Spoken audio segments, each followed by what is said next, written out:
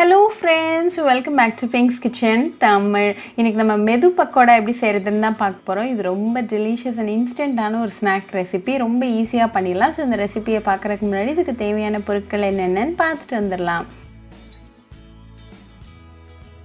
ஒரு மிக்சிங் பவுல்ல 2 வெங்காயத்தை பொடிசா கட் பண்ணி சேர்த்துக்கோங்க. கூடவே 2 பச்சை மிளகாய் சாப் பண்ணது, கொஞ்சமா கருவேப்பிலை இலைகள் சாப் பண்ணது, கொஞ்சமா கொத்தமல்லி இலைகள் சாப் பண்ணது, 1 கப் அளவுக்கு கடலை மாவு, 1 சிட்டிகை பெருங்காயத்தூள்,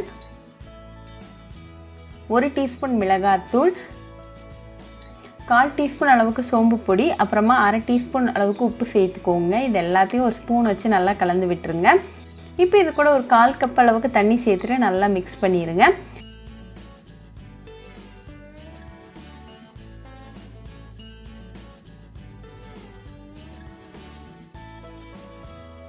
ஃபைனலாக ஒரு 1/4 டீஸ்பூன் அளவுக்கு பேக்கிங் சோடா சேர்த்துட்டு அதையும் நல்லா கலந்து விட்டுருங்க. இப்போ நம்மளோட மெது பக்கோடா பேட்டர் ரெடியாக இருக்குது.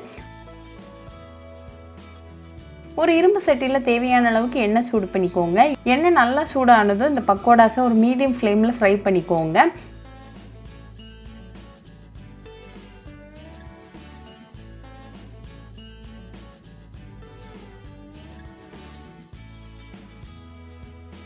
ரெண்டு நிமிஷத்துக்கு அப்புறமா அடுத்த சைடு திருப்பி போட்டு அகைன் ஒரு 2 மினிட்ஸ் நல்லா மீடியம் ஃப்ளேமில் ஃப்ரை பண்ணிக்கோங்க. இப்போ ஆயில் பபிள்ஸ்லாம் செட்டில் ஆகியாச்சு. நம்மளோட மெது பக்கோடாஸ்லாம் நல்லா கிறிஸ்பியாக வந்திருக்கு. ஸோ ரிமூவ் பண்ணிடலாம்.